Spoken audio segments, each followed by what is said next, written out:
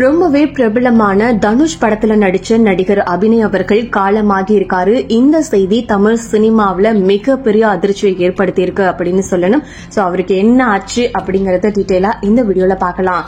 துள்ளுவதும் இளமை படத்துல தனுஷோட நடிச்ச நடிகர் அபிநய் கல்லீரல் நோயால அவதிப்பட்டு இருந்த நிலையில இப்போ உடல்நல குறைவால காலமாகி இருக்காருங்க. அதாவது துள்ளுவதும் இளமை படத்துல அறிமுகமாகி இருந்தாலும் மலையாளத்திலயுமே சில படங்கள் இவர் பண்ணி இருக்காரு. பின்னணி குரல் கொடுத்திருக்காரு. 2004 சிங்காரச்சனை, 2005 பொன்மேகலை, இந்த மாதிரியான படங்கள்ல நாயகனா நடிச்சிருக்காரு. இது போக முக்கியமான படங்கள்ல பின்னணி குரல் கொடுத்திருக்காரு. இப்படி இருக்கும்போது இவருக்கு இப்போ 44 வயதாகுதுங்க. உடல்நலம் பாதிக்கப்பட்டிருந்தாரு.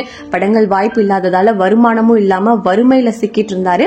கல்லீரல் பாதிக்கப்பட்டு உடல்நலம் குன்றி ஆள் அடையாளம் தெரியாத அளவுக்கு உடல் ரொம்பவே மெலிதான தோற்றத்துல இருந்தாரு. வயிறு மட்டும் வீங்கி மருத்துவமனையில சிகிச்சை பெற்று வந்த போட்டோவெல்லாம் ஷேர் பண்ணி தனக்கு உதவி வேணும், பண உதவி வேணும் அப்படின்னு அபிநய் வீடியோ எல்லாம் வெளியிட்டு இருந்தாரு. இதை பார்த்ததுமே ஆக்டர் தனுஷ் அபிநய்க்கு 5 லட்சம் ரூபாய் நிதியுதவி கொடுத்திருந்தாங்க.